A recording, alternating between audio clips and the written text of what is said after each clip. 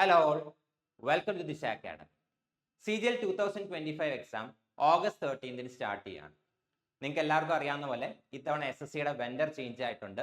And ആ ഒരു change നമുക്ക് എക്സാമിനകത്ത് വിസിബിൾ ആണ്. സോ ഈ കഴിഞ്ഞ സെലക്ഷൻ പോസ്റ്റ് എക്സാമിൽ ക്വസ്റ്റ്യൻസ് ചോദിച്ച പാറ്റേണിനകത്ത് ചെറിയ ചില ചേഞ്ചസ് അവർ കൊണ്ടുവന്നിട്ടുണ്ട്. സോ നിങ്ങൾ എല്ലാവരും ടെൻഷനിലായിരിക്കും എന്നറിയാം. എന്നാൽ ഒട്ടും പാനിക് ആവേണ്ട സിറ്റുവേഷൻ അല്ല. നിങ്ങൾ പഠിച്ച അതേ കാര്യങ്ങൾ തന്നെയാണ് ചോദിക്കുന്നത്. എന്നാൽ ചോദിക്കുന്ന രീതിയിൽ മാത്രം ചെറിയ ചില വ്യത്യാസങ്ങൾ വരുത്തിയിട്ടുണ്ടെന്നേ ഉള്ളൂ. സോ ഈ ഒരു ചേഞ്ച് ആയിട്ട് നിങ്ങൾ അഡാപ്റ്റ് ആയി കഴിഞ്ഞാൽ നിങ്ങൾക്ക് ഈസിലി ഈ ക്വസ്റ്റ്യൻസ് സോൾവ് ചെയ്യാനായിട്ട് സാധിക്കും. സോ ഈ പുതിയ ക്വസ്റ്റ്യൻ പാറ്റേൺ നിങ്ങളെ ഫെമിലിയറൈസ് ചെയ്യിക്കുന്നതിന് വേണ്ടിയിട്ടാണ് ഈ ഒരു പുതിയ സീരീസ് നമ്മൾ ലോഞ്ച് ചെയ്യുന്നത്, CGL ബുള്ളറ്റിൻ. ഈ ഒരു വെൻഡർ പ്രീവിയസ് ഇയേഴ്സിൽ നടത്തിയിട്ടുള്ള മറ്റ് സ്റ്റേറ്റുകളിൽ നടത്തിയിട്ടുള്ള എക്സാംസിന്റെ പ്രീവിയസ് ഇയർ ക്വസ്റ്റ്യൻസും ആൻഡ് നമ്മുടെ ചില പ്രീവിയസ് ഇയർ ക്വസ്റ്റ്യൻസും കൂടെ കമ്പൈൻ ചെയ്തിട്ടുള്ള കുറച്ച് ഗ്രൂപ്പ് ഓഫ് ക്വസ്റ്റ്യൻസ് ആണ് നമ്മൾ ഇന്നത്തെ സെഷനിൽ ഡിസ്കസ് ചെയ്യാനായിട്ട് പോകുന്നത്. സോ നമുക്ക് നേരെ ക്വസ്റ്റ്യൻസിലേക്ക് പോകാം. So first question, the total number of ministers including the prime ministers shall not exceed.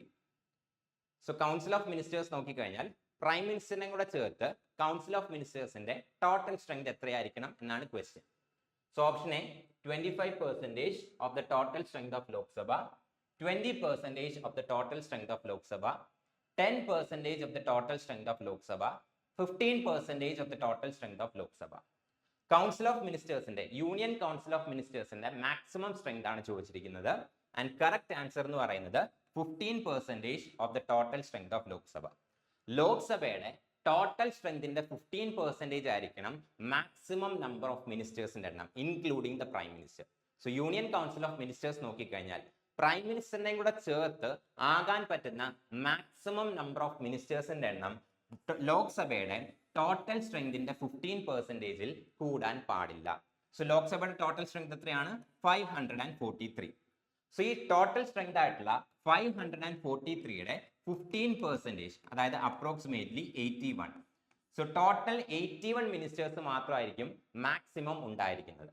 So prime മിനിസ്റ്ററിനെ കൂടെ ചേർത്ത് യൂണിയൻ കൗൺസിൽ ഓഫ് മിനിസ്റ്റേഴ്സിൽ പറ്റാവുന്ന മാക്സിമം നമ്പർ ഓഫ് മിനിസ്റ്റേഴ്സിന്റെ എണ്ണം എന്ന് പറയുന്നത് 81 അടുത്തായിരിക്കും, അതായത് 15% of the total strength of Lok Sabha. So ഇതാണ് maximum strength of the ministers. Next question, the Finance Commission in India is. So Finance Commission ഏത് ടൈപ്പ് ഓഫ് ബോഡി ആണെന്നാണ് ചോദിച്ചിരിക്കുന്നത്. Autonomous body, statutory body, non constitutional body, constitutional body. Finance commission in India ഏത് type of body ആണെന്നാണ് ചോദിച്ചിരിക്കുന്നത്. So correct answer എന്ന് പറയുന്നത് constitutional ബോഡിയാണ്.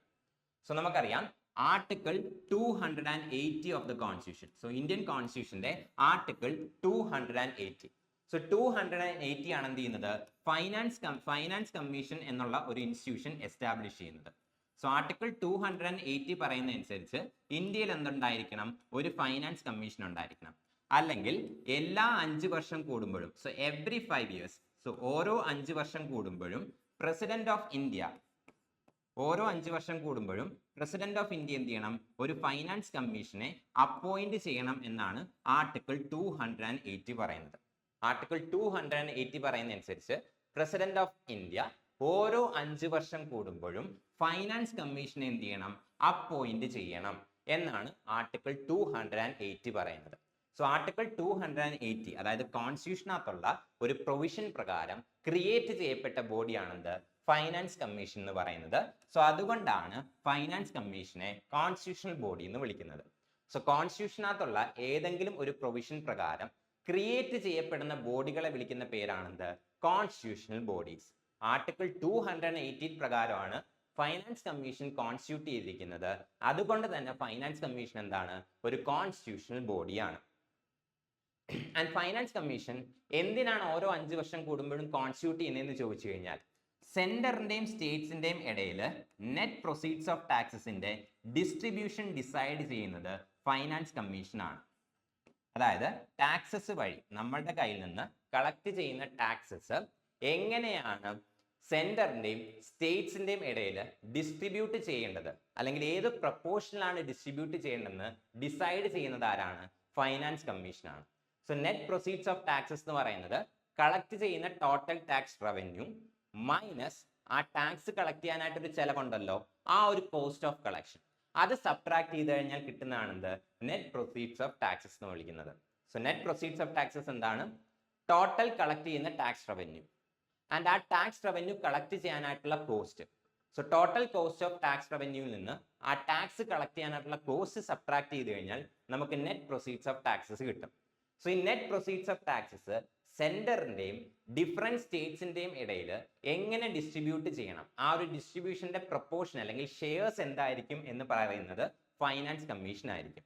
അതുകൂടാതെ സ്റ്റേറ്റുകൾക്ക് ഗ്രാൻസിന് എയ്ഡ് കൊടുക്കുന്നതും ഫൈനാൻസ് കമ്മീഷന്റെ റെക്കമെൻഡേഷൻസിന്റെ ബേസിസിലായിരിക്കും. സോ ഫൈനാൻസ് കമ്മീഷൻ റെക്കമെൻഡ് ചെയ്യുന്നത് പ്രകാരമായിരിക്കും പല സ്റ്റേറ്റുകൾക്കും എന്ത് ചെയ്യുന്നത്, ഗ്രാൻസിന് എയ്ഡ് കൊടുക്കുന്നത്. അതായത് ഈ ടാക്സിന്റെ ഷെയർ കൂടാതെ ചില സ്റ്റേറ്റുകൾക്ക് എന്തെങ്കിലും ഡെവലപ്മെന്റ് പ്രൊജക്ട്സിന് വേണ്ടിയിട്ടോ അല്ലെങ്കിൽ അവരുടെ എന്തെങ്കിലും ഫൈനാൻഷ്യലി അസിസ്റ്റ് ചെയ്യുന്നതിന് വേണ്ടിയിട്ടോ സെന്റർ എന്ത് ചെയ്യാറുണ്ട്, അഡീഷണൽ ആയിട്ടുള്ള തുക കൊടുക്കാറുണ്ട്. അതിനെയാണ് ഗ്രാൻസിന് എയ്ഡ് എന്ന് വിളിക്കുന്നത്. ആൻഡ് ഈ ഗ്രാൻസിന് എയ്ഡ് ഏതൊക്കെ സ്റ്റേറ്റ്സിന് കൊടുക്കണം, എത്ര കൊടുക്കണം എന്ന് റെക്കമെൻഡ് ചെയ്യുന്നത് ആരാണ്, ഫൈനാൻസ് കമ്മീഷൻ ഓഫ് ഇന്ത്യ ആണ്. ഇനി എന്താണ് നോൺ കോൺസ്റ്റിറ്റ്യൂഷണൽ ബോഡി? എന്താണ് നോൺ കോൺസ്റ്റിറ്റ്യൂഷണൽ ബോഡി എന്ന് ചോദിച്ചു കഴിഞ്ഞാൽ, എന്താണ് നോൺ കോൺസ്റ്റിറ്റ്യൂഷണൽ ബോഡി എന്ന് ചോദിച്ചു കഴിഞ്ഞാൽ, കോൺസ്റ്റിറ്റ്യൂഷനകത്തുള്ള പ്രൊവിഷൻസ് പ്രകാരമല്ലാതെ മറ്റേതെങ്കിലും ഒരു നിയമം വഴിയോ അല്ലെങ്കിൽ സെൻട്രൽ ഗവൺമെന്റ് പുറപ്പെടുവിക്കുന്ന ഏതെങ്കിലും ഒരു സർക്കുലർ വഴിയോ ആണ് ഒരു ബോഡി ക്രിയേറ്റ് ചെയ്യപ്പെട്ടിട്ടുണ്ടെന്നുണ്ടെങ്കിൽ അതിനെ വിളിക്കുന്ന പേരാണെന്ത്, non constitutional body. So constitutional body എന്തായിരുന്നു, കോൺസ്റ്റിറ്റ്യൂഷനകത്ത് പറയുന്ന പ്രൊവിഷൻസ് പ്രകാരം ക്രിയേറ്റ് ചെയ്യപ്പെട്ട body. And non constitutional body എന്ന് പറയുമ്പോൾ എന്താണ്, കോൺസ്റ്റിറ്റ്യൂഷന്റെ പ്രൊവിഷൻസ് പ്രകാരമല്ലാതെ ക്രിയേറ്റ് ചെയ്യപ്പെട്ടിട്ടുള്ള ബോഡി. സോ നോൺ കോൺസ്റ്റിറ്റ്യൂഷണൽ ബോഡീസിനെ രണ്ടായിട്ട് ക്ലാസിഫൈ ചെയ്യാൻ പറ്റും. First one is statutory body. So statutory body എന്നും അതുപോലെ തന്നെ നോൺ സ്റ്റാറ്റ്യൂട്ടറി ബോഡി എന്നും രണ്ടായിട്ട് എന്ത് ചെയ്യാൻ പറ്റും, ഡിവൈഡ് ചെയ്യാനായിട്ട് പറ്റും.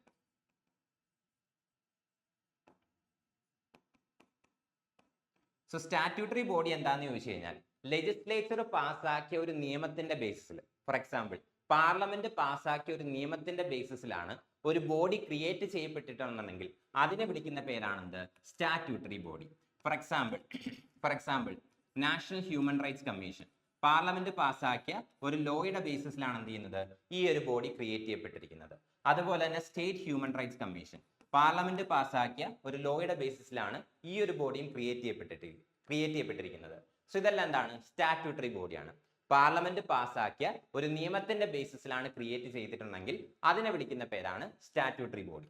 നോൺ സ്റ്റാറ്റ്യൂട്ടറി ബോഡി എന്ന് പറയുമ്പോൾ ഗവൺമെന്റ് പാസ്സാക്കിയ ഒരു റെസല്യൂഷന്റെ ബേസിസിലാണ്, ലെജിസ്ലേച്ചർ നിയമം പാസ്സാക്കിയിട്ടില്ല, പകരം ഗവൺമെന്റ് പാസ്സാക്കിയ ഒരു റെസല്യൂഷന്റെ ബേസിസിലാണ് ക്രിയേറ്റ് ചെയ്തിട്ടുണ്ടെങ്കിൽ അതിനെ വിളിക്കുന്ന പേരാണെന്ത്, non statutory body. So next question, during a financial emergency the president can, option A, order the reduction of salaries of Supreme Court and High Court judges, order the reduction of salaries and allowances of all central and state civil servants, option C, ask the states to reserve the money or financial bills passed by the state legislature for his consideration, option D, all of the above. Financial emergency declare ചെയ്യുന്ന ഒരു ടൈമിൽ പ്രസിഡന്റിന് ഈ പറയുന്നവയിൽ എന്തൊക്കെ കാര്യങ്ങൾ ചെയ്യാൻ സാധിക്കും എന്നാണ് ചോദിച്ചിരിക്കുന്നത്. So first option, order the reduction of salaries of supreme court and high court judges. So financial emergency എന്ന് പറയുന്നത് നമ്മുടെ കോൺസ്റ്റിറ്റ്യൂഷന്റെ പാർട്ട് 18 സോ നമ്മുടെ കോൺസ്റ്റിറ്റ്യൂഷന്റെ പാർട്ട് 18 ഓഫ് ദ കോൺസ്റ്റിറ്റ്യൂഷനിൽ ആർട്ടിക്കിൾസ് 352 to 360 352 മുതൽ 360 വരെയുള്ള ആർട്ടിക്കിൾസിലാണ് എമർജൻസി പ്രൊവിഷൻസിനെ കുറിച്ച് പറഞ്ഞിരിക്കുന്നത്. ഇതിൽ തന്നെ ആർട്ടിക്കിൾ 360 എന്ന് പറയുന്നത് ഫൈനാൻഷ്യൽ എമർജൻസിയെ കുറിച്ചാണ് പറയുന്നത്. അതായത് നമ്മുടെ സ്റ്റേറ്റിന് എന്തെങ്കിലും ഒരു ഫൈനാൻഷ്യൽ ക്രൈസിസ് ഉണ്ടായിക്കഴിഞ്ഞാൽ പ്രസിഡന്റിന് എന്ത് ചെയ്യാൻ സാധിക്കും, ഫൈനാൻഷ്യൽ എമർജൻസി ഡിക്ലെയർ ചെയ്യാനായിട്ട് സാധിക്കും അക്കോർഡിംഗ് ടു ആർട്ടിക്കിൾ 360. സോ ഈ ഫൈനാൻഷ്യൽ എമർജൻസി നിലവിൽ വന്നു കഴിഞ്ഞാൽ പ്രസിഡന്റിന് ചില കാര്യങ്ങളിൽ എന്ത് ചെയ്യാൻ സാധിക്കും, സ്റ്റേറ്റ്സിന് ഡിറക്ഷൻ കൊടുക്കാനായിട്ട് അല്ലെങ്കിൽ സെന്ററിന് ഡിറക്ഷൻ കൊടുക്കാനായിട്ട് സാധിക്കും. സോ അത് ഏതൊക്കെ കാര്യങ്ങളാണെന്ന് നോക്കിക്കഴിഞ്ഞാൽ, order the reduction of salaries of supreme court and high court judges. Financial emergency proclaim ചെയ്ത് കഴിഞ്ഞാൽ പ്രസിഡന്റിന് എന്ത് ചെയ്യാൻ സാധിക്കും? സുപ്രീം കോടതി ജഡ്ജസിന്റെയും ഹൈക്കോടതി ജഡ്ജസിന്റെയും സാലറീസ് റെഡ്യൂസ് ചെയ്യാനായിട്ട് ഓർഡർ ചെയ്യാനായിട്ട് സാധിക്കും. സോ ഈ ഒരു സ്റ്റേറ്റ്മെന്റ് ശരിയാണ്. രണ്ടാമത്തെ statement, order the reduction of salaries and allowances of all central and state civil servants. So central ഗവൺമെന്റിന്റെയും സ്റ്റേറ്റ് ഗവൺമെന്റിന്റെയും കീഴിൽ ജോലി ചെയ്യുന്ന എല്ലാ ഗവൺമെന്റ് സർവൻസിന്റെയും സാലറീസ് റെഡ്യൂസ് ചെയ്യാനായിട്ട് എന്ത് സാധിക്കും? പ്രസിഡന്റിന് ഓർഡർ ചെയ്യാൻ സാധിക്കും. സോ രണ്ടാമത്തെ സ്റ്റേറ്റ്മെന്റും ശരി തന്നെയാണ്. മൂന്നാമത്തെ statement, ask the states to reserve the money or financial bills passed by the state legislature for his consideration. So financial emergency declare ചെയ്ത് കഴിഞ്ഞാൽ സ്റ്റേറ്റ് ലെജിസ്ലേച്ചർ, അതായത് സ്റ്റേറ്റുകൾ പാസ്സാക്കുന്ന മണി ബിൽസ് ആയിക്കോട്ടെ ഫൈനാൻഷ്യൽ ബിൽസ് ആയിക്കോട്ടെ, അത് പ്രസിഡന്റിന്റെ കൺസിഡറേഷന് ശേഷം മാത്രമേ എന്ത് ചെയ്യാൻ സാധിക്കൂ? അത് ഇഫക്റ്റിൽ കൊണ്ടുവരാനായിട്ട് സാധിക്കൂ എന്ന് ഓർഡർ ചെയ്യാനായിട്ട് ആർക്ക് സാധിക്കും? പ്രസിഡന്റിന് സാധിക്കും. സോ ഇതും കറക്റ്റ് ആയിട്ടുള്ള സ്റ്റേറ്റ്മെന്റ് ആണ്. സോ അതുകൊണ്ട് തന്നെ ഇതെല്ലാം തന്നെ എന്താണ്? കറക്റ്റ് ആയിട്ടുള്ള സ്റ്റേറ്റ്മെന്റുകളാണ്. സോ ഫൈനാൻഷ്യൽ എമർജൻസി സമയത്ത് ഈ മൂന്ന് കാര്യങ്ങൾ എന്ത് ചെയ്യാൻ സാധിക്കും?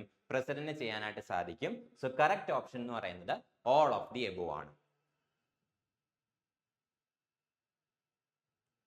So next question, the resolution for removing the Vice President of India can be moved in. Vice President of India remove ചെയ്യുന്നതിന് വേണ്ടിയിട്ടുള്ള റെസൊല്യൂഷൻ എവിടെയാണ് ഇൻട്രൊഡ്യൂസ് ചെയ്യാൻ സാധിക്കുന്നത്? Rajya Sabha only, Lok Sabha only, either of the two houses of the parliament, both houses of the parliament in agreement with half of the state legislatures in India.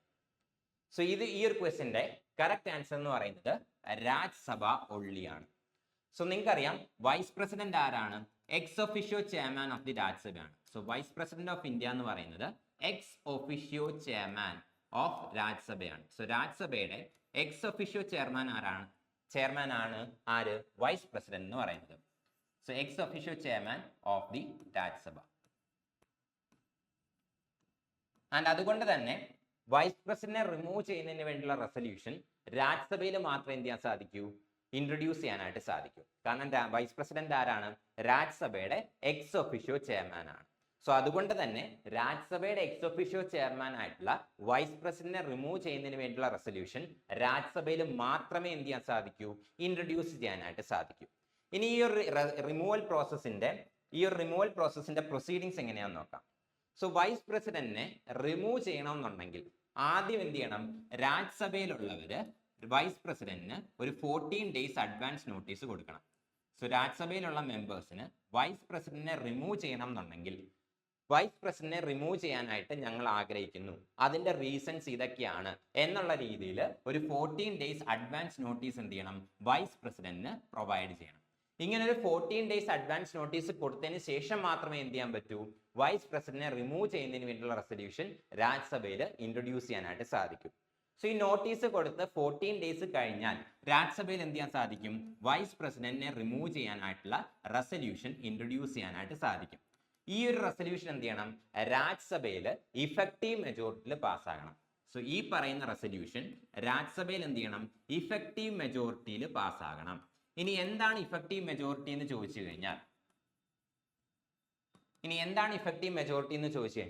50% of the effective strength ആണ് effective majority. So more than 50% of the effective strength. So effective സ്ട്രെങ്തിന്റെ 50% കൂടുതൽ members എന്ത് ചെയ്യണം? ഈ ഒരു റെസൊല്യൂഷനെ support ചെയ്യണം. ഇനി എന്താണ് ഇഫക്റ്റീവ് സ്ട്രെങ്ത് എന്ന് ചോദിച്ചു കഴിഞ്ഞാൽ രാജ്യസഭയുടെ ടോട്ടൽ സ്ട്രെങ്ത് അറിയാലോ, 245. സോ രാജ്യസഭയുടെ ടോട്ടൽ സ്ട്രെങ്ത് എത്രയാണ്? 245 ആണ്. ഇനി സപ്പോസ് രാജ്യസഭയിൽ ഈ ഒരു റെസൊല്യൂഷൻ ഇൻട്രൊഡ്യൂസ് ചെയ്യുന്ന സമയത്ത് ഒരു 10 വേക്കൻസീസ് ഉണ്ടെന്ന് വിചാരിക്കാം. അതായത് രാജ്യസഭയിലെ മെമ്പേഴ്സ് റിട്ടയർ ആയി, ഒരു 10 മെമ്പേഴ്സ് റിട്ടയർ ആയി, ആൻഡ് ആ 10 സീറ്റ്സ് എന്താണ്? രാജ്യസഭയിൽ വേക്കന്റ് ആണ്. സോ ടോട്ടൽ സ്ട്രെങ്ത് ആയിട്ടുള്ള 245 നിന്ന് ഈ വേക്കൻസീസ് ആയിട്ടുള്ള 10 മൈനസ് ചെയ്ത് കഴിഞ്ഞാൽ കിട്ടുന്ന എന്തായിരിക്കും? 235. ഇതിനെ വിളിക്കുന്ന പേരാണ് ഇഫക്റ്റീവ് സ്ട്രെങ്ത്. അതായത് രാജ്യസഭയുടെ ടോട്ടൽ സ്ട്രെങ്ത് എത്രയാണോ ആ ഒരു ടോട്ടൽ സ്ട്രെങ്തിൽ നിന്ന് എത്രയാണോ രാജ്യസഭയിൽ അപ്പോഴുള്ള ആ ദിവസമുള്ള വേക്കൻസി, ആ വേക്കൻസി സബ്ട്രാക്ട് ചെയ്ത് കഴിഞ്ഞാൽ കിട്ടുന്നതാണെന്ത്? ഇഫക്റ്റീവ് സ്ട്രെങ്ത് എന്ന് പറയുന്നത്. ഈ ഒരു ഇഫക്റ്റീവ് സ്ട്രെങ്തിന്റെ 50% കൂടുതൽ ആളുകൾ ഈ ഒരു റെസൊല്യൂഷനെ സപ്പോർട്ട് ചെയ്ത് കഴിഞ്ഞാൽ ഈ ഒരു റെസൊല്യൂഷൻ എന്ത് ചെയ്യും? രാജ്യസഭയിൽ പാസ്സാകണം. സോ രാജ്യസഭയിൽ റെസൊല്യൂഷൻ ഇൻട്രൊഡ്യൂസ് ചെയ്യണം. ആ ഒരു റെസൊല്യൂഷൻ എന്ത് ചെയ്യണം? രാജ്യസഭയിൽ ഇഫക്റ്റീവ് മെജോറിറ്റിയിൽ പാസ്സാകണം. എന്താണ് ഇഫക്റ്റീവ് മെജോറിറ്റി? രാജ്യസഭയുടെ ടോട്ടൽ സ്ട്രെങ്ത് മൈനസ് അന്നേ ദിവസമുള്ള വേക്കൻസി, അതാണ് ഇഫക്റ്റീവ് സ്ട്രെങ്ത്. ആ ഇഫക്റ്റീവ് സ്ട്രെങ്തിന്റെ 50% കൂടുതൽ ആൾക്കാർ എന്ത് ചെയ്യണം? ഈ ഒരു റെസൊല്യൂഷനെ സപ്പോർട്ട് ചെയ്യണം. ആൻഡ് രാജ്യസഭയിൽ ഈ ഒരു റെസൊല്യൂഷൻ പാസ്സായതിനു ശേഷം ലോക്സഭയിലും എന്ത് ചെയ്യണം? ഇതേപോലെ തന്നെ വൈസ് പ്രസിഡന്റിനെ റിമൂവ് ചെയ്യുന്നതിനുള്ള റെസൊല്യൂഷൻ എന്താണ്? പാസ്സാകണം. പക്ഷെ അതെന്ത് ചെയ്താൽ മതി? സിമ്പിൾ മെജോറിറ്റിയിൽ പാസ്സായാൽ മതി. സോ രാജ്യസഭ മാത്രം പാസ്സാക്കിയ പോരാ. സോ രാജ്യസഭ ഇഫക്റ്റീവ് മെജോറിറ്റിയിൽ റെസൊല്യൂഷൻ പാസ്സാക്കിയാൽ മാത്രം പോരാ. ആ ഒരു റെസൊല്യൂഷൻ എന്ത് ചെയ്യണം? ലോക്സഭയും അംഗീകരിക്കണം. അതായത് ലോക്സഭയിൽ സിമ്പിൾ മെജോറിറ്റിയിൽ എന്ത് ചെയ്യണം? ആ ഒരു റെസൊല്യൂഷൻ പാസ്സാകണം. എങ്കിൽ മാത്രമേ എന്ത് ചെയ്യാൻ സാധിക്കൂ? വൈസ് പ്രസിഡന്റിനെ റിമൂവ് ചെയ്യാനായിട്ട് സാധിക്കൂ. So next question. On the dissolution of Lok Sabha, the cases when a bill does not lapse include. Lok Sabha dissolve ആയി കഴിഞ്ഞാൽ ഏതൊക്കെ കേസസ്, താഴെ പറയുന്ന ഏതൊക്കെ കേസസിലാണ് ബില്ല് ലാപ്സ് ആകാതെ ഇരിക്കുന്നത്, അതായത് ബില്ല് അസാധുവാകാതെ ഇരിക്കുന്നതെന്നാണ് ചോദിച്ചിരിക്കുന്നത്. So option A, so first statement, a bill passed by both the houses but pending the assent of the president. Second, a bill originated in the Rajya Sabha and returned to that house by the Lok Sabha with amendments and still pending in the Rajya Sabha. 3, a bill originated and passed by the Lok Sabha but pending in the Rajya Sabha. 4, a bill pending in the Rajya Sabha but not passed by the Lok Sabha. ഈ 4 കേസസിൽ ഏതൊക്കെ കേസസിലാണ് Lok Sabha dissolve ആയി കഴിഞ്ഞാൽ bill lapse ആകാത്തത് എന്നാണ് ചോദിച്ചിരിക്കുന്നത്. Options: option A 1 and 2 only, option B 3 and 4 only, option C 1, 2 and 4 only, option D 1 and 4 only. So ഇതിന്റെ correct answer എന്ന് പറയുന്നത് 1 and 4 only ആണ്. സോ ഇനി ഓരോ സ്റ്റേറ്റ്മെന്റ് ആയിട്ട് നോക്കാം. ഫസ്റ്റ് സ്റ്റേറ്റ്മെന്റ് എന്താണ്? A bill passed by both the houses but pending the assent of the president. അതായത് ഒരു ബില്ല് രണ്ട് ഹൗസസും ലോക്സഭയും രാജ്യസഭയും പാസ്സാക്കി, ആൻഡ് അതിനുശേഷം എന്താണ്? പ്രസിഡന്റ് അസന്റിന് വേണ്ടിയിട്ട്, പ്രസിഡന്റിന്റെ സിഗ്നേച്ചർ വേണ്ടിയിട്ട് പ്രസിഡന്റിന്റെ അടുത്ത് വെയിറ്റ് ചെയ്യുകയാണ്. അങ്ങനെയുള്ള ബില്ലുകൾ എന്ത് ചെയ്യില്ല? ലോക്സഭ ഡിസോൾവ് ആയി കഴിഞ്ഞാലും ലാപ്സ് ആയി പോവില്ല. സോ ലോക്സഭയും രാജ്യസഭയും ഒരു ബില്ല് പാസ്സാക്കി, ബില്ല് പാസ്സാക്കിയതിനു ശേഷം ആ ഒരു ബില്ല് ആക്ട് ആകണമെങ്കിൽ എന്ത് ചെയ്യണം? പ്രസിഡന്റ് സൈൻ ചെയ്യണം. സോ ആ സിഗ്നേച്ചറിന് വേണ്ടിയിട്ട് ഇപ്പോൾ പ്രസിഡന്റ് അടുത്താണ് ആ ഒരു ബില്ല് ഇരിക്കുന്നത്. അങ്ങനെയുള്ള ബില്ലുകൾ എന്ത് ചെയ്യില്ല? ലോക്സഭ ഡിസോൾവ് ആയി കഴിഞ്ഞാലും, അതായത് 5 വർഷത്തെ കാലാവധി പൂർത്തിയാക്കി ലോക്സഭ അവസാനിച്ചാലും, അല്ലെങ്കിൽ എന്താണ് മെജോറിറ്റി, ഗവൺമെന്റിന്റെ മെജോറിറ്റി നഷ്ടപ്പെട്ട് ലോക്സഭ ഡിസോൾവ് ആയി പോയി കഴിഞ്ഞാലും, അല്ലെങ്കിൽ മറ്റേതെങ്കിലും സിറ്റുവേഷനിൽ ലോക്സഭ ഡിസോൾവ് ആയി കഴിഞ്ഞാലും എന്ത് ചെയ്യില്ല? ഇങ്ങനെ ഒരു ബില്ല് ലാപ്സ് ആയി പോവില്ല, അതായത് അസാധുവായി പോവില്ല. ഇതാണ് എന്ത്? ഫസ്റ്റ് സ്റ്റേറ്റ്മെന്റ് എന്ന് പറയുന്നത്. സോ ലോക്സഭയും രാജ്യസഭയും ഒരു ബില്ല് പാസ്സാക്കി, ആ ഒരു ബില്ല് അസന്റിന് വേണ്ടിയിട്ട്, പ്രസിഡന്റിന്റെ സിഗ്നേച്ചറിന് വേണ്ടിയിട്ട് എവിടെ വെയിറ്റ് ചെയ്യാണ്? പ്രസിഡന്റ് അടുത്ത് വെയിറ്റ് ചെയ്യുകയാണ്. അങ്ങനെയുള്ള ബില്ല് എന്ത് ചെയ്യില്ല? ലാപ്സ് ആയി പോവില്ല. ആ ബില്ല് എന്ത് ചെയ്യും? ലോക്സഭ ഡിസോൾവ് ആയി കഴിഞ്ഞാലും അവിടെ തന്നെ കാണും, അസാധുവായി പോകില്ല. രണ്ടാമത്തെ സ്റ്റേറ്റ്മെന്റ് എന്തായിരുന്നു?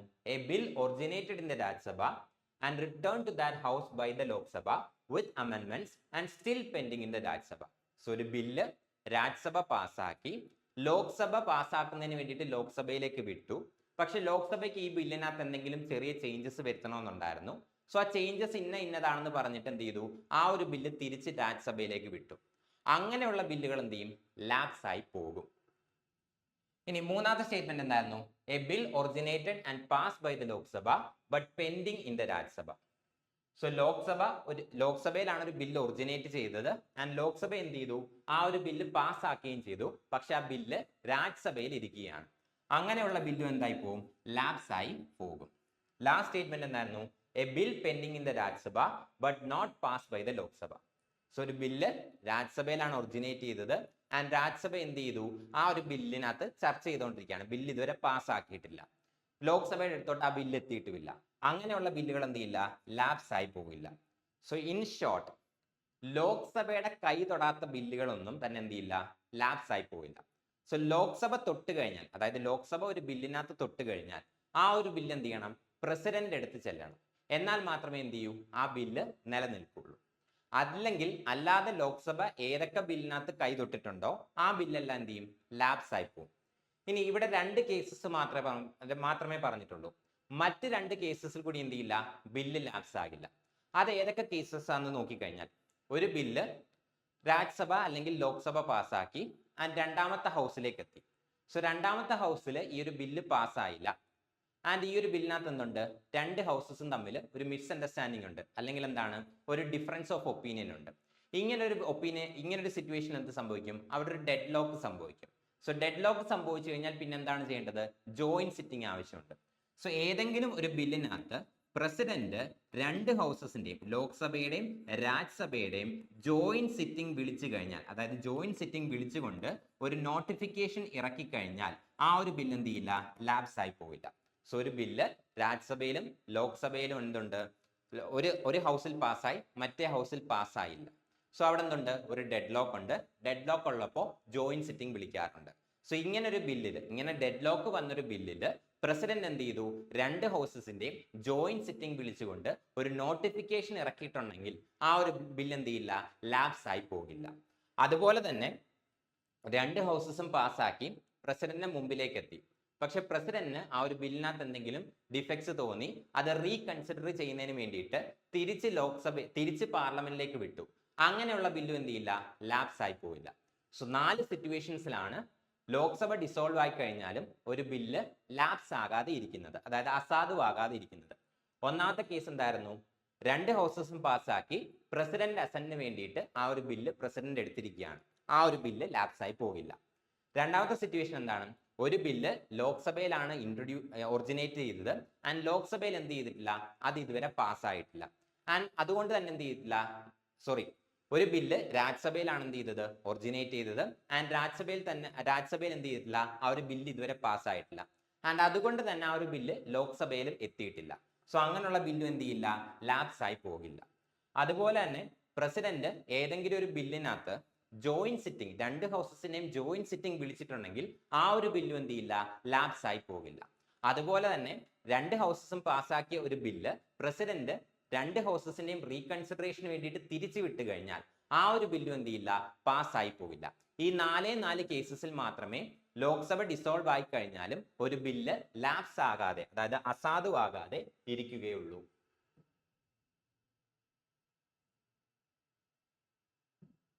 So next question, with regard to private members bill, consider the following statements.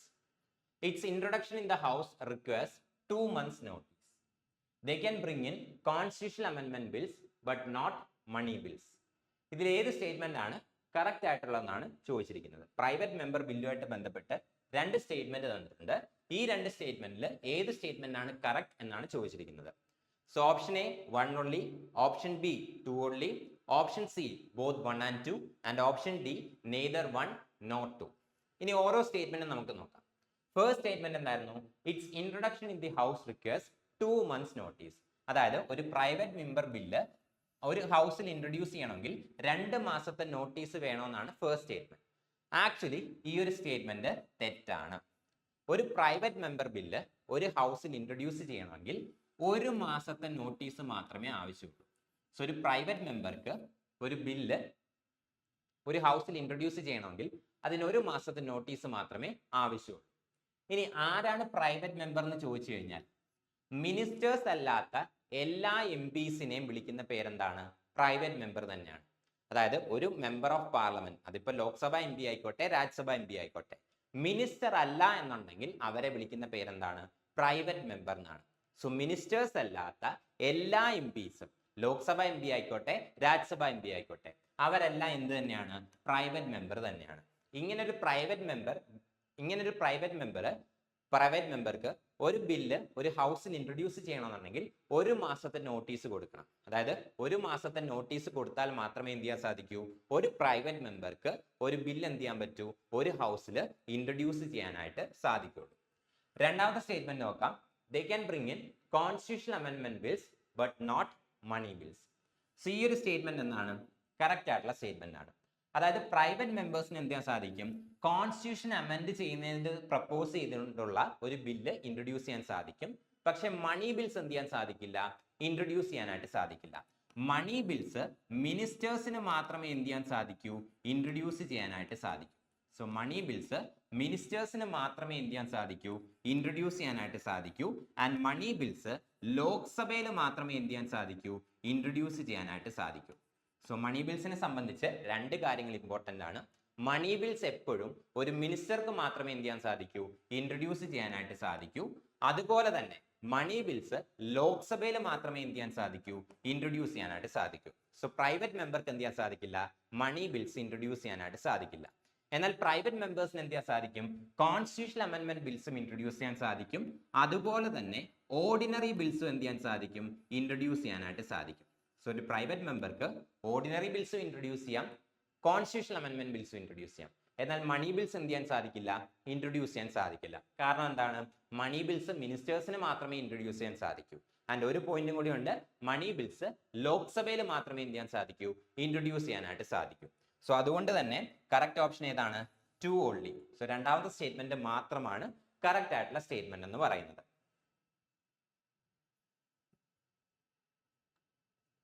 So next question, as per Article 76 of the Indian Constitution, the President shall appoint a person to be the Attorney General for India. Option A, who is qualified to be appointed a judge of the High Court. Option B, who has been an advocate of the Supreme Court for at least 7 years. Option C, who is qualified to be appointed a judge of the Supreme Court. And option D, who has been an advocate of the High Court for at least 7 years. So article 76 പ്രകാരം ഈ താഴെ പറയുന്ന ഓപ്ഷൻസിൽ ഏത് qualification ഉള്ള ആളെയാണ് പ്രസിഡന്റിന് attorney general of India ആയിട്ട് appoint ചെയ്യാൻ സാധിക്കുന്നതെന്നാണ് ചോദിച്ചിരിക്കുന്നത്. Option A, who is qualified to be appointed a judge of the high court, who has been an advocate of the supreme court for at least 7 years, who is qualified to be appointed a judge of the Supreme Court, and option D, who has been an advocate of the High Court for at least 7 years. So article 76 പ്രകാരം പ്രസിഡന്റിന് ഒരാളെ attorney general of India ആയിട്ട് appoint ചെയ്യണമെങ്കിൽ അയാൾക്ക് എന്തുണ്ട്, ഒരു minimum qualification ആവശ്യമാണ്.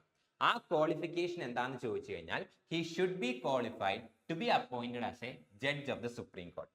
So ഒരാളെ പ്രസിഡന്റിന് ആർട്ടിക്കിൾ 76 പ്രകാരം അറ്റോർണി ജനറൽ ആയിട്ട് അപ്പോയിന്റ് ചെയ്യണമെന്നുണ്ടെങ്കിൽ ആ ഒരാൾക്ക് എന്ത് വേണം, സുപ്രീം കോടതി ജഡ്ജായിട്ട് അപ്പോയിന്റ് ചെയ്യപ്പെടാനുള്ള ക്വാളിഫിക്കേഷൻ ആവശ്യമാണ്. ഇനി സുപ്രീം കോടതി ജഡ്ജായിട്ട് ഒരാളെ അപ്പോയിന്റ് ചെയ്യണമെങ്കിൽ അതിന് വേണ്ട ക്വാളിഫിക്കേഷൻസ് എന്തൊക്കെയാണ്? ഫസ്റ്റ് ക്വാളിഫിക്കേഷൻ ആണെന്ത്, അയാൾ ഒരു ഇന്ത്യൻ സിറ്റിസൺ ആയിരിക്കണം. സോ ഒരാളെ സുപ്രീം കോടതി ജഡ്ജായിട്ട് അപ്പോയിന്റ് ചെയ്യണമെന്നുണ്ടെങ്കിൽ ഉള്ള ഫസ്റ്റ് കണ്ടീഷൻ ആണെന്ത്, he should be a citizen of India. ഒരു ഇന്ത്യൻ സിറ്റിസനെ മാത്രമേ സുപ്രീം കോടതി ജഡ്ജായിട്ട് അപ്പോയിന്റ് ചെയ്യാനായിട്ട് സാധിക്കൂ. രണ്ടാമത്തെ കണ്ടീഷൻ എന്ന് പറയുന്നത്, he should ആ അപ്പോയിന്റ് ചെയ്യപ്പെടുന്ന ആൾ എന്ത് ചെയ്യണം, ഒരു ഹൈക്കോടതി ജഡ്ജായിട്ട് 5 വർഷം സെർവ് ചെയ്തിട്ടുണ്ടായിരിക്കണം. So he should be a ഹൈക്കോടതി ജഡ്ജ് ഫോർ 5 years. സോ 5 വർഷമെങ്കിലും ഹൈക്കോടതി ജഡ്ജായിട്ട് സെർവ് ചെയ്തിട്ടുള്ള ഒരാളെ മാത്രമേ എന്ത് ചെയ്യാൻ സാധിക്കൂ, സുപ്രീം കോടതി ജഡ്ജായിട്ട് അപ്പോയിന്റ് ചെയ്യാൻ സാധിക്കൂ. ആൻഡ് അതുമല്ലെങ്കിൽ ഹൈക്കോർട്ടിൽ അഡ്വക്കേറ്റ് ആയിട്ട് എന്ത് ചെയ്തിരിക്കണം, സോ ഹൈക്കോർട്ടിൽ അഡ്വക്കേറ്റ് ആയിട്ട് എന്ത് ചെയ്തിരിക്കണം, 10 വർഷം പ്രാക്ടീസ് ചെയ്തിരിക്കണം. So high court advocate four 10 years. And അതുമല്ലെങ്കിൽ പ്രസിഡന്റ് ഒപ്പീനിയനിൽ എന്തായിരിക്കണം, ഒരു ഡിസ്റ്റിങ്ക്വിഷ്ഡ് ജൂറിസ്റ്റ് ആയിരിക്കണം. So he should be A distinguished jurist in the opinion of the president.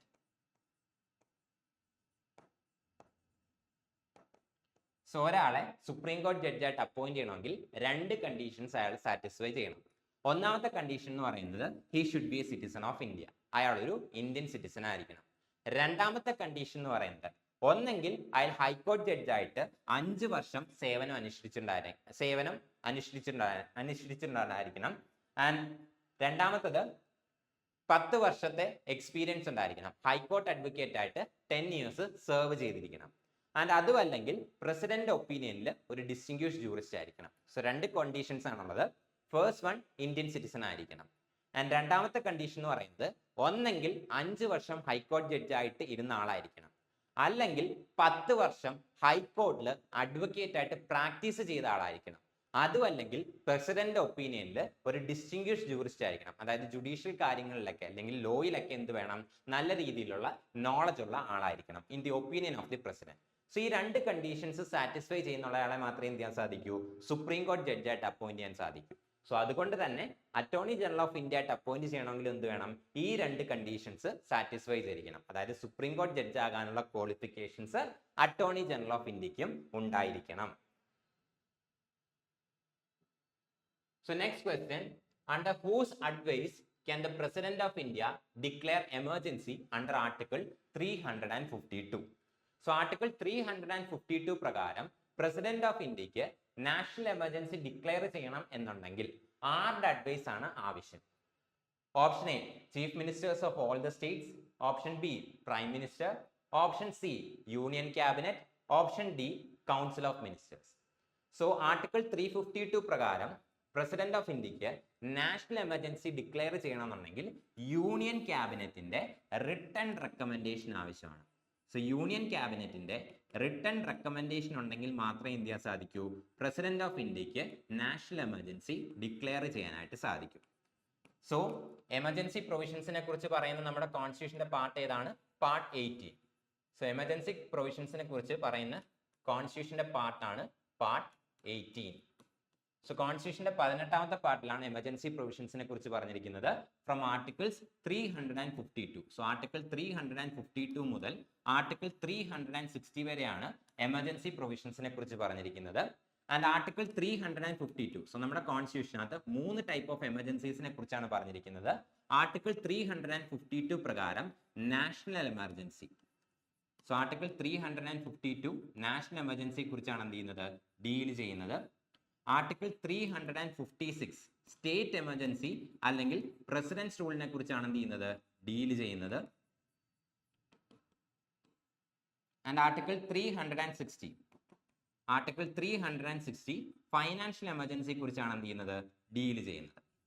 So ഇതിൽ ആർട്ടിക്കിൾ 352 പ്രകാരം എന്ത് ചെയ്യാൻ സാധിക്കും, പ്രസിഡന്റിന് നാഷണൽ എമർജൻസി ഡിക്ലെയർ ചെയ്യാനായിട്ട് സാധിക്കും. പക്ഷെ അങ്ങനെ നാഷണൽ എമർജൻസി ഡിക്ലെയർ ചെയ്യണമെന്നുണ്ടെങ്കിൽ പ്രസിഡന്റ് എന്ത് വേണം, യൂണിയൻ ക്യാബിനറ്റിന്റെ റിട്ടൺ റെക്കമെൻഡേഷൻ വേണം.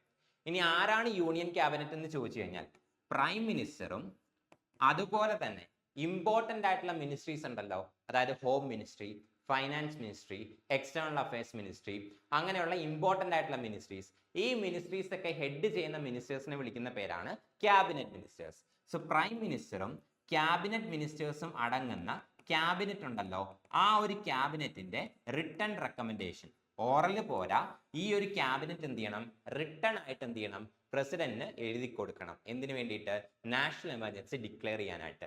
എന്നാൽ മാത്രമേ എന്ത് ചെയ്യാൻ സാധിക്കൂ, പ്രസിഡന്റിന് നാഷണൽ എമർജൻസി ഡിക്ലെയർ ചെയ്യാനായിട്ട് സാധിക്കൂ.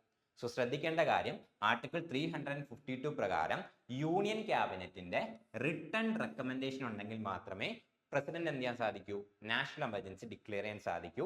ആൻഡ് ആരാണ് ക്യാബിനറ്റ് എന്ന് പറയുന്നത്, പ്രൈം മിനിസ്റ്ററും ക്യാബിനറ്റ് മിനിസ്റ്റേഴ്സും അടങ്ങുന്നതാണ് യൂണിയൻ ക്യാബിനറ്റ് എന്ന് പറയുന്നത്. സോ ആ യൂണിയൻ ക്യാബിനറ്റ് എന്ത് ചെയ്യണം, ഇൻ റൈറ്റിംഗ് പ്രസിഡന്റ് എന്ത് ചെയ്യണം, നാഷണൽ എമർജൻസി ഡിക്ലെയർ ചെയ്യാനായിട്ട് അഡ്വൈസ് കൊടുക്കണം.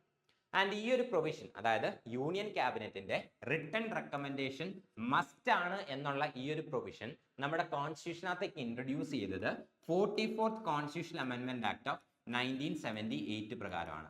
സോ 1978 മുമ്പ് വരെ ഈ ഒരു റിട്ടൺ റെക്കമെൻഡേഷൻ, യൂണിയൻ ക്യാബിനറ്റിന്റെ റിട്ടൺ റെക്കമെൻഡേഷൻ എന്നുള്ള പ്രൊവിഷൻ കോൺസ്റ്റിറ്റ്യൂഷനകത്ത് ഇല്ലായിരുന്നു. സോ നാഷണൽ എമർജൻസി ഡിക്ലെയർ ചെയ്യണം എന്നുണ്ടെങ്കിൽ പ്രസിഡന്റിന് യൂണിയൻ ക്യാബിനറ്റ് റിട്ടൺ റെക്കമെൻഡേഷൻ കൊടുക്കണം എന്നുള്ള ഈ ഒരു പ്രൊവിഷൻ നമ്മുടെ കോൺസ്റ്റിറ്റ്യൂഷനകത്തേക്ക് ഇൻട്രൊഡ്യൂസ് ചെയ്യുന്നത് 44th കോൺസ്റ്റിറ്റ്യൂഷണൽ അമെൻമെന്റ് ആക്ട് ഓഫ് 1978 പ്രകാരമാണ്.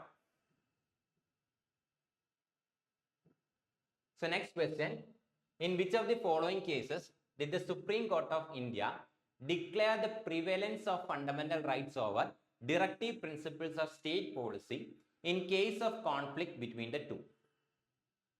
So ഇതിൽ ഏത് കേസിലാണ് സുപ്രീം കോർട്ട് ഫണ്ടമെന്റൽ റൈറ്റ്സും directive principles of state policy ആയിട്ട് ഒരു കോൺഫ്ലിക്റ്റ് വന്നു കഴിഞ്ഞാൽ, അതായത് ഏതെങ്കിലും ഒരു DPSP directive principle of state policy implement ചെയ്യുന്നതിന് വേണ്ടിയിട്ട് സ്റ്റേറ്റ് എന്ത് ചെയ്യുന്നു, ഒരു ലോ പാസ്സാക്കുന്നു. ആ ഒരു ലോ ഫണ്ടമെന്റൽ റൈറ്റ്സിനെ വയലേറ്റ് ചെയ്യുന്നു. അപ്പോഴാണ് എന്ത് ചെയ്യുന്നത്, ഫണ്ടമെന്റൽ റൈറ്റ്സും DPSPയും തമ്മിൽ ഒരു കോൺഫ്ലിക്റ്റ് വരുന്നത്. ഇങ്ങനെ ഒരു കോൺഫ്ലിക്റ്റ് വരുമ്പോൾ ഫണ്ടമെന്റൽ റൈറ്റ്സ് ആണ് DPSPയുടെ മുകളിൽ പ്രിവെയിൽ ചെയ്യുക, അല്ലെങ്കിൽ ഫണ്ടമെന്റൽ റൈറ്റ്സ് ആണ് ഡോമിനേറ്റ് ചെയ്യുക എന്ന് ഏത് സുപ്രീം കോർട്ട് ജഡ്ജ്മെന്റിലാണ് സുപ്രീം കോർട്ട് പറഞ്ഞിരിക്കുന്നതെന്നാണ് ചോദിച്ചിരിക്കുന്നത്. So first one is Golaknath versus State of Punjab 1967. Option B, the State of Madras versus Chambagam Dorayarajan case 1951. Keshavananda Bharati versus the State of Kerala 1973. Minerva Mills versus the Union of India 1980. ഇതിൽ ഏത് കേസിലാണ് fundamental rights ആണ് DPSPയെക്കാളും dominate ചെയ്യുന്നതെന്ന് supreme court പറഞ്ഞത്? So correct answer എന്ന് പറയുന്നത് state of Madras versus Champakam Dorairajan case. So ഈ ഒരു കേസിലാണ് എന്ത് ചെയ്യുന്നത്? സുപ്രീം കോർട്ട് പറഞ്ഞത് ഫണ്ടമെന്റൽ റൈറ്റ്സ് ആണ് എന്ത് ചെയ്യുന്നത്? DPSPയെക്കാളും ഡോമിനേറ്റിംഗ് ആയിട്ടുള്ളത്, അല്ലെങ്കിൽ ഫണ്ടമെന്റൽ റൈറ്റ്സ് ആയിരിക്കും DPSP പ്രിവെയിൽ ചെയ്യുന്നതെന്ന് സുപ്രീം കോർട്ട് പറഞ്ഞത് ഈ ഒരു കേസിലാണ്. ആൻഡ് ഈ ഒരു കേസിൽ സുപ്രീം കോർട്ട് മറ്റൊരു കാര്യം കൂടി പറഞ്ഞിരുന്നു. വേണമെന്നുണ്ടെങ്കിൽ പാർലമെന്റ് എന്ത് ചെയ്യാൻ സാധിക്കും? ഫണ്ടമെന്റൽ റൈറ്റ്സ് അമെൻഡ് ചെയ്യാനായിട്ട് സാധിക്കും. സോ പാർലമെന്റ് വേണമെന്നുണ്ടെങ്കിൽ ഫണ്ടമെന്റൽ റൈറ്റ്സ് എന്ത് ചെയ്യാൻ സാധിക്കും? അമെൻഡ് ചെയ്യാനായിട്ട് സാധിക്കും എന്നും എന്ത് ചെയ്തു? ഈ ഒരു കേസിൽ സുപ്രീം കോർട്ട് ഒപ്പീൻ ചെയ്തു. ഇനി ബാക്കിയുള്ള കേസസിന്റെ ഇമ്പോർട്ടൻസ് എന്താണെന്ന് നോക്കാം. സോ ബാക്കിയുള്ള കേസസ് എടുത്തു കഴിഞ്ഞാൽ രണ്ടാമത്തെ കേസാണ് എന്ത്? Golaknath versus state of Punjab 1967.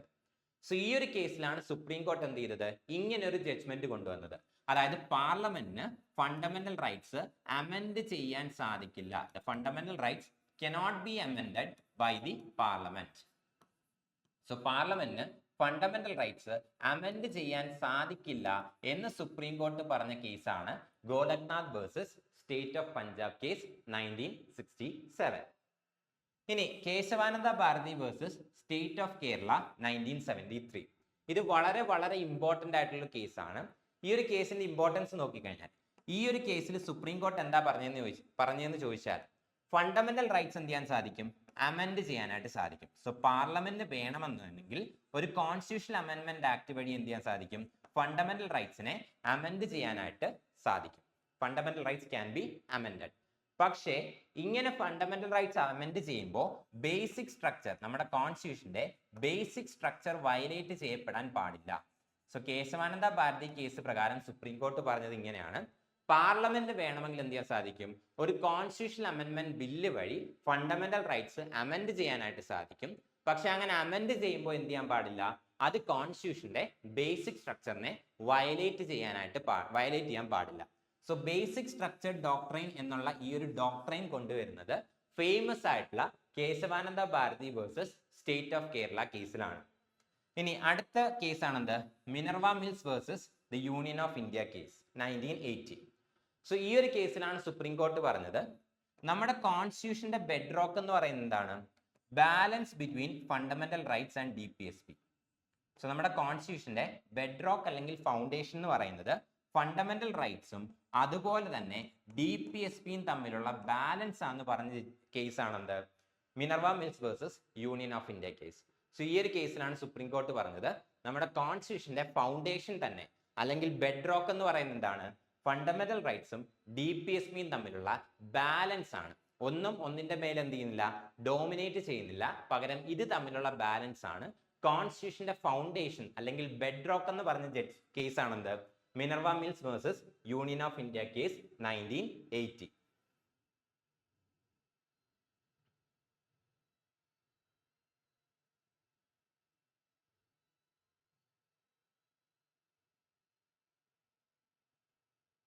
So next question: who is not included in the committee to recommend name for the appointment of chairperson and members of the State Human Rights Commission? So State Human Rights Commissionന്റെ ചെയർപേഴ്സണെയും അതുപോലെ തന്നെ മെമ്പേഴ്സിനെയും appoint ചെയ്യുന്നതിന് വേണ്ടിയിട്ട് names recommend ചെയ്യുന്ന കമ്മിറ്റീസിൽ ഇതിൽ ആരൊക്കെയാണ് included അല്ലാത്തതെന്നാണ് ചോദിച്ചിരിക്കുന്നത്. Option A chief minister, option B speaker of the legislative assembly, option C in charge of the department of home affairs, option D governor. So state human rights commission SHRC. So ഈ SHRC എന്ന് പറയുന്നത് ഒരു statutory ബോഡിയാണ്. അതായത് parliament പാസ്സാക്കിയ protection of human rights act 1993. So 1993 parliament of India എന്ത് ചെയ്തിരുന്നു? ഒരു ആക്ട് പാസ്സാക്കിയിരുന്നു. അതാണ് protection of human rights act 1993. So ഈ protection of human rights act 1993യുടെ ബേസിസിൽ ക്രിയേറ്റ് ചെയ്യപ്പെട്ടിട്ടുള്ള ഒരു സ്റ്റാറ്റ്യൂട്ടറി ബോഡി, പാർലമെന്റ് പാസ്സാക്കിയ ഒരു നിയമം, അതായത് സ്റ്റാറ്റ്യൂട്ട് പ്രകാരം ക്രിയേറ്റ് ചെയ്യപ്പെട്ട ബോഡിയാണെന്ത് SHRC.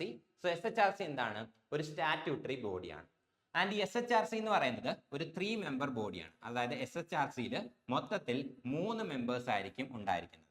അതായത് ഒരു ചെയർമാൻ കാണും, ആൻഡ് അതുകൂടാതെ മറ്റ് മെമ്പേഴ്സ്, 2 അതർ മെമ്പേഴ്സ് കൂടി കാണും. സോ ചെയർമാനും മറ്റ് 2 മെമ്പേഴ്സും അടങ്ങുന്ന ഒരു 3 മെമ്പർ ബോഡിയാണെന്ത് ഈ ഒരു SHRC എന്ന് പറയുന്നത്. സോ ഈ ചെയർമാനെയും മെമ്പേഴ്സിനെയും അപ്പോയിന്റ് ചെയ്യപ്പെടുന്നത്, ചെയർമാനും മെമ്പേഴ്സും അപ്പോയിന്റ് ചെയ്യപ്പെടുന്നത് ഒരു കമ്മിറ്റി കൊടുക്കുന്ന റെക്കമെൻഡേഷൻസ് അല്ലെങ്കിൽ ഒരു കമ്മിറ്റി കൊടുത്തിട്ടുള്ള നെയിംസിന്റെ, റെക്കമെൻഡഡ് നെയിംസിന്റെ ബേസിസിലാണ്. ആ ഒരു കമ്മിറ്റിയിൽ ഇതിൽ ആരാണ് ഇൻക്ലൂഡഡ് അല്ലാത്തതെന്നാണ് ചോദിച്ചിരിക്കുന്നത്. So chief minister, speaker of the legislative assembly, in charge of the department of home affairs and governor. So ഇവർ ആരാണ് ഇൻക്ലൂഡഡ് അല്ലാത്തത്? സോ കറക്റ്റ് ആൻസർ എന്ന് പറയുന്നത് ഗവർണറാണ്. സോ എന്തുകൊണ്ടാണ് ഗവർണർ എന്ന് ചോദിച്ചു കഴിഞ്ഞാൽ SHRCയുടെ ചെയർമാനെയും മെമ്പേഴ്സിനെയും അപ്പോയിന്റ് ചെയ്യുന്നത് ഗവർണറാണ്. സോ SHRCയുടെ ചെയർമാൻ ആൻഡ് ബാക്കി 2 മെമ്പേഴ്സ്, ഈ 3 പേരെയും അപ്പോയിന്റ് ചെയ്യുന്നത് ഗവർണറാണ്. ആൻഡ് ഗവർണർ ഇവരെ അപ്പോയിന്റ് ചെയ്യുന്നത് ഒരു കമ്മിറ്റി കൊടുത്തിട്ടുള്ള റെക്കമെൻഡഡ് നെയിംസിൽ നിന്നാണ്. അതായത് ഇന്ന ആൾക്കാരെ അപ്പോയിന്റ് ചെയ്യാം എന്നുള്ള ഒരു ലിസ്റ്റ് ഓഫ് റെക്കമെൻഡേഷൻ എന്ത് ചെയ്യും? ഗവർണറിന് ഒരു കമ്മിറ്റി പ്രൊവൈഡ് ചെയ്യും. സോ ആ ലിസ്റ്റിൽ നിന്നാണ് എന്ത് ചെയ്യുന്നത്? ഗവർണർ ചെയർമാനെയും മറ്റ് 2 മെമ്പേഴ്സിനെയും അപ്പോയിന്റ് ചെയ്യുന്നത്. ആ കമ്മിറ്റിയിൽ ഗവർണർ എന്തല്ല?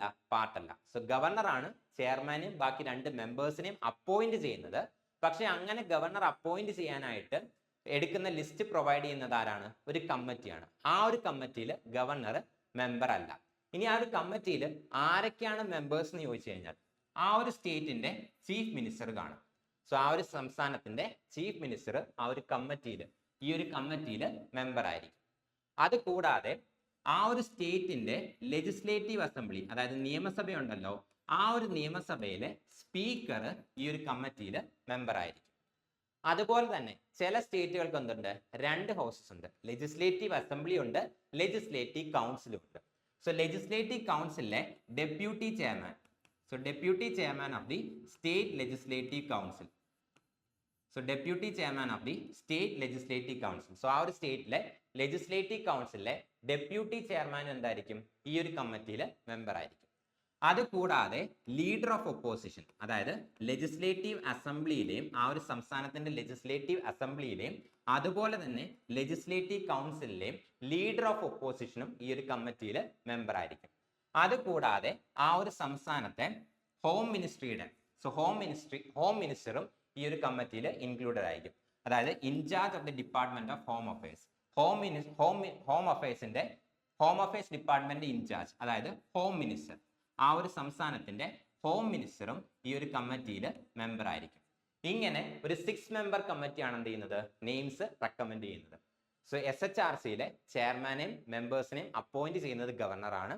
ആൻഡ് ഗവർണർക്ക് ആരെ അപ്പോയിന്റ് ചെയ്യണം എന്നുള്ള നെയിംസ് ഫോർവേഡ് ചെയ്യുന്നത് 6 മെമ്പേഴ്സ് ഉള്ള ഒരു കമ്മിറ്റിയാണ്. ആൻഡ് ആ കമ്മിറ്റിയിൽ ആരൊക്കെയാണ് മെമ്പേഴ്സ്? CM, ആ ഒരു സംസ്ഥാനത്തിന്റെ ചീഫ് മിനിസ്റ്റർ ഉണ്ട്. അതുകൂടാതെ ആ ഒരു സംസ്ഥാനത്തിന്റെ ലെജിസ്ലേറ്റീവ് അസംബ്ലി, നിയമസഭയുടെ സ്പീക്കർ ഉണ്ട്. ആൻഡ് സ്റ്റേറ്റ് ലെജിസ്ലേറ്റീവ് കൗൺസിൽ, ആ ഒരു സംസ്ഥാനത്ത് ലെജിസ്ലേറ്റീവ് കൗൺസിൽ ഉണ്ടെങ്കിൽ ആ ലെജിസ്ലേറ്റീവ് കൗൺസിലിലെ ഡെപ്യൂട്ടി ചെയർമാൻ ഉണ്ട്. അതുകൂടാതെ ലീഡർ ഓഫ് ഒപ്പോസിഷൻ, അതായത് ലെജിസ്ലേറ്റീവ് അസംബ്ലിയിലെയും ലെജിസ്ലേറ്റീവ് കൗൺസിലിലെയും ലീഡർ ഓഫ് ഒപ്പോസിഷൻ, പ്രതിപക്ഷ നേതാവുണ്ട്. അതുകൂടാതെ ഹോം മിനിസ്റ്ററും കാണാം. ഈ 6 മെമ്പേഴ്സ് അടങ്ങുന്ന കമ്മിറ്റിയാണ് എന്ത് ചെയ്യുന്നത്? നെയിംസ് റെക്കമെൻഡ് ചെയ്യുന്നത്. Okay, next question. How many states and union territories were established by the 1956 States Reorganization Act? So 1956 States Reorganization Act പ്രകാരം എത്ര സ്റ്റേറ്റ്സും യൂണിയൻ ടെറിട്ടറീസും ആണ് ക്രിയേറ്റ് ചെയ്യപ്പെട്ടത്?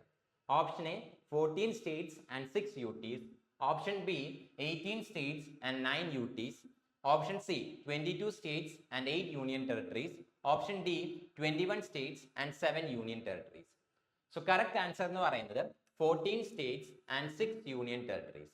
So 1956 സ്റ്റേറ്റ്സ് റീഓർഗനൈസേഷൻ ആക്ട് പ്രകാരം 14 സ്റ്റേറ്റ്സും 6 UTസും ആണ് ക്രിയേറ്റ് ചെയ്യപ്പെട്ടത്. സോ നമുക്ക് ഇൻഡിപെൻഡൻസ് കിട്ടുമ്പോൾ 1947 നമുക്ക് ഇൻഡിപെൻഡൻസ് കിട്ടിയതിന് ശേഷം നമ്മുടെ ഇന്ത്യയെ നമ്മൾ അഡ്മിനിസ്ട്രേറ്റീവ് കൺവീനിയൻസിന് വേണ്ടിയിട്ട് എന്ത് ചെയ്യുന്നു, 4 ഗ്രൂപ്പുകളാക്കി ഡിവൈഡ് ചെയ്യുന്നു. അതായത് part A, part B and part C States. So part A states, part B states, part C States, ഇങ്ങനെ 3 ഗ്രൂപ്പ്. അത് കൂടാതെ part D territories. So part A states, part B states, part C States and part D territories. ഇങ്ങനെ 4 groups ആക്കിയായിരുന്നു നമ്മൾ India എന്ത് ചെയ്യുന്നത്, divide ചെയ്തിരുന്നത്. And ഇത് purely administrative കൺവീനിയൻസിന് വേണ്ടിയിട്ടായിരുന്നു ഡിവൈഡ് ചെയ്യുന്നത്. എന്നാൽ പിന്നീട് ജനങ്ങളുടെ ഇടയിൽ നിന്ന് ലാംഗ്വേജിന്റെ ബേസിസിൽ സ്റ്റേറ്റ്സിനെ റീഓർഗനൈസ് ചെയ്യണം എന്നുള്ള ആവശ്യങ്ങളുണ്ടായി. സോ അത് പ്രകാരം എന്ത് ചെയ്തു, പല പല കമ്മിറ്റീസും കമ്മീഷൻസും എല്ലാം നമ്മുടെ ഗവൺമെന്റ് ഓഫ് ഇന്ത്യ അപ്പോയിന്റ് ചെയ്തിരുന്നു. സോ അങ്ങനെ അപ്പോയിന്റ് ചെയ്തിട്ടുള്ള ഫസ്റ്റ് കമ്മീഷൻ ആണെന്ത്, linguistic provinces commission. So linguistic provinces commission ലാംഗ്വേജിന്റെ ബേസിസിൽ സ്റ്റേറ്റ്സിനെ റീഓർഗനൈസ് ചെയ്യണമോ വേണ്ടയോ എന്ന് ഡിസൈഡ് ചെയ്യുന്നതിന് വേണ്ടിയിട്ട് ഗവൺമെന്റ് ഓഫ് ഇന്ത്യ ഒരു കമ്മീഷനെ അപ്പോയിന്റ് ചെയ്തിരുന്നു. അതായിരുന്നു ലിംഗ്വിസ്റ്റിക് പ്രൊവിൻസസ് കമ്മീഷൻ. ഈ ഒരു ലിംഗ്വിസ്റ്റിക് പ്രൊവിൻസസ് കമ്മീഷന്റെ ചെയർമാൻ എന്ന് പറയുന്നത് SK ദാർ ആയിരുന്നു. ആൻഡ് അതുകൊണ്ട് തന്നെ ഈ ഒരു കമ്മീഷനെ ദാർ കമ്മീഷൻ എന്ന് എന്ത് ചെയ്യാറുണ്ട്, നമ്മൾ വിളിക്കാറുണ്ട്. സോ ജൂൺ 1948 എന്ത് ചെയ്യുന്നത്, ദാർ കമ്മീഷൻ ക്രിയേറ്റ് ചെയ്യുന്നത്. So June 1948 Dar commission create ചെയ്യുന്നത്.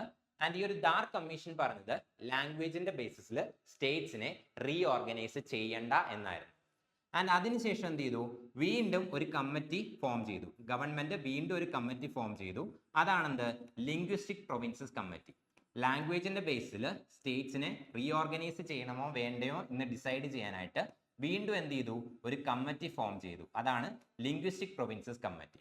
സോ ഡിസംബർ 1948 എന്ത് ചെയ്യുന്നത്, ഈ ഒരു കമ്മിറ്റി ഫോം ചെയ്യുന്നത്.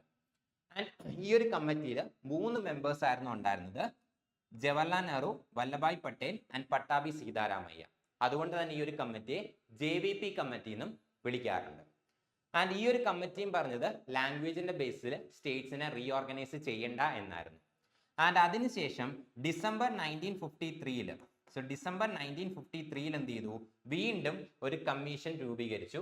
അതാണെന്ത്, സ്റ്റേറ്റ്സ് റീഓർഗനൈസേഷൻ കമ്മീഷൻ. ഈ സ്റ്റേറ്റ്സ് റീഓർഗനൈസേഷൻ കമ്മീഷൻ ആണ് എന്ത് ചെയ്തത്, ലാംഗ്വേജിന്റെ ബേസിൽ സ്റ്റേറ്റ്സിനെ ഡിവൈഡ് ചെയ്യാനായിട്ട് റെക്കമെൻഡ് ചെയ്തത്. ആൻഡ് ഈ ഒരു കമ്മീഷന്റെ റെക്കമെൻഡേഷൻസിന്റെ ബേസിലാണ് എന്ത് ചെയ്യുന്നത്, സ്റ്റേറ്റ്സ് റീഓർഗനൈസേഷൻ ആക്ട് 1956 പാസ്സാക്കുന്നത്. സോ ഈ ഒരു സ്റ്റേറ്റ്സ് റീഓർഗനൈസേഷൻ ആക്ട് ഓഫ് 1956 പ്രകാരമാണ് part A, part B, part C states, part D territories ഇങ്ങനെയുള്ള 4 ഗ്രൂപ്പിനെ മാറ്റിയിട്ട് 14 സ്റ്റേറ്റ്സ് എന്നും 6 യൂണിയൻ ടെറിട്ടറീസ് എന്നും എന്ത് ചെയ്തത്, ചേഞ്ച് ചെയ്തത്. സോ അതുവരെ part A, part B, part C States എന്ന് പറഞ്ഞിട്ടുള്ള 3 ഗ്രൂപ്പും പാർട്ട് ഡി ടെറിട്ടറീസ് എന്ന് പറഞ്ഞിട്ടുള്ള മറ്റൊരു ഗ്രൂപ്പും, ടോട്ടൽ 4 ഗ്രൂപ്പ് ആയിരുന്നു. എന്നാൽ എന്ത് ചെയ്തു, സ്റ്റേറ്റ്സ് റീഓർഗനൈസേഷൻ ആക്ട് ഓഫ് 1956 പ്രകാരം ലാംഗ്വേജിന്റെ ബേസിൽ എന്ത് ചെയ്തു, ഇന്ത്യയെ ഡിവൈഡ് ചെയ്തു. ആൻഡ് അങ്ങനെ എന്ത് ചെയ്തു, 14 സ്റ്റേറ്റ്സും 6 യൂണിയൻ ടെറിട്ടറീസും ആക്കി ഡിവൈഡ് ചെയ്ത് മാറ്റി. So next question, in which part of the constitution Panchayati Raj related provisions have been implemented? Panchayati രാജുമായിട്ട് റിലേറ്റ് ചെയ്തിട്ടുള്ള പ്രൊവിഷൻസ് കോൺസ്റ്റിറ്റ്യൂഷനിലെ ഏത് പാർട്ടിലാണ് കാണാൻ സാധിക്കുന്നത്? Option A part 6, option B part 7, option C part 8, option D part 9. So correct answer എന്ന് പറയുന്നത് part 9 ആണ്. സോ പാർട്ട് 9 എന്ത് ചെയ്യുന്നത്, പഞ്ചായത്ത് റിലേറ്റഡ് ആയിട്ടുള്ള പ്രൊവിഷൻസ് എല്ലാം ഇൻക്ലൂഡ് ചെയ്തിരിക്കുന്നത്. സോ കോൺസ്റ്റിറ്റ്യൂഷന്റെ 8ാമത്തെ പാർട്ടിലാണ് പഞ്ചായത്ത് റിലേറ്റഡ് പ്രൊവിഷൻസ് എല്ലാം എന്ത് ചെയ്തിരിക്കുന്നത്, ഇൻക്ലൂഡ് ചെയ്തിരിക്കുന്നത്.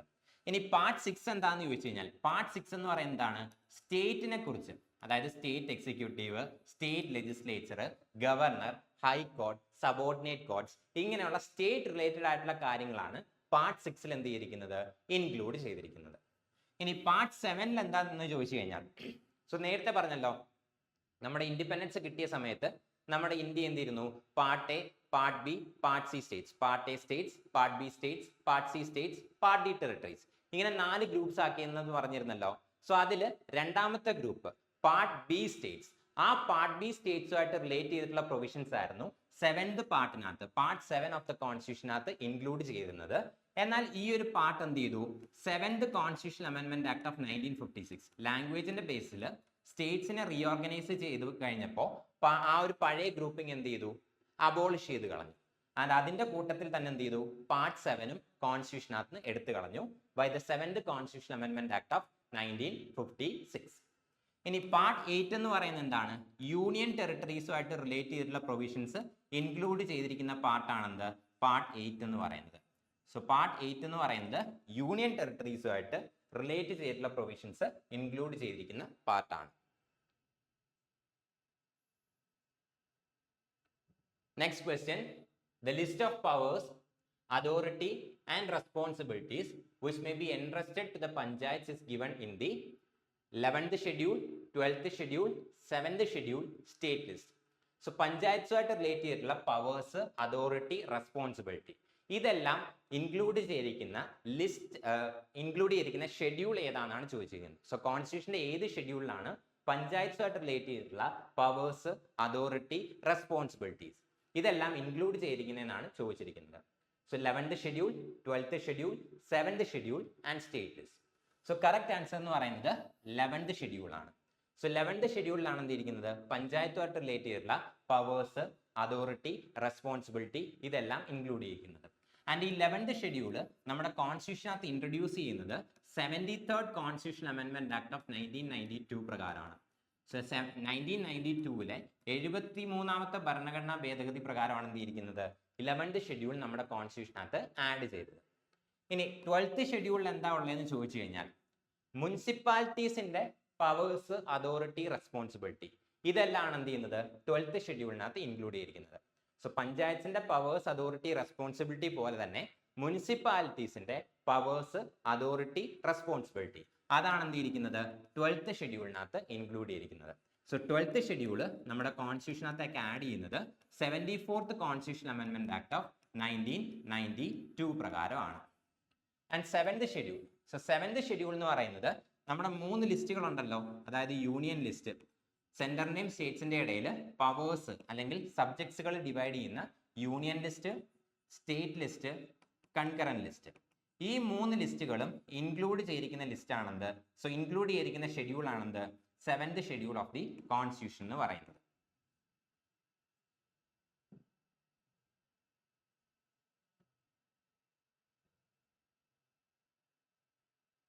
So next question, under which article of the Constitution of India the governor has the power to promulgate ordinances during the recess of the legislature?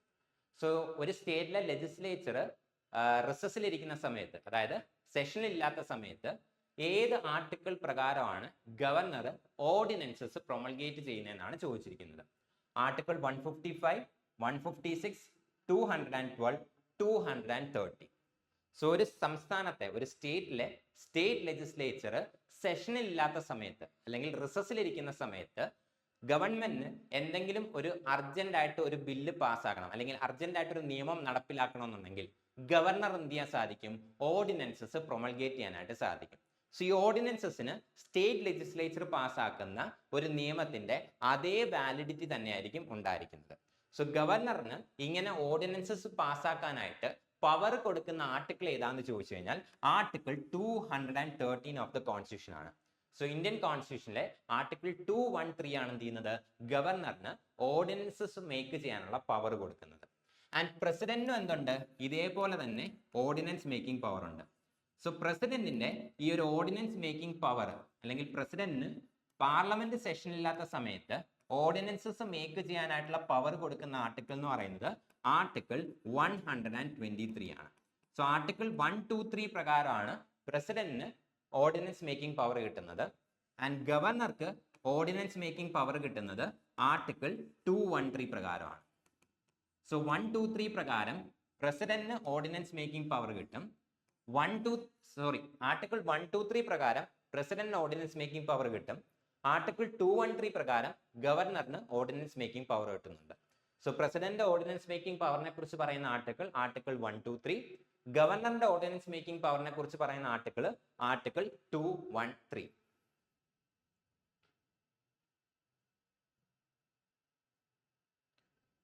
So next question, the power to increase the number of judges in the Supreme Court of India is vested in dash: the President of India, the Chief Justice of India, the Law Commission, the Parliament.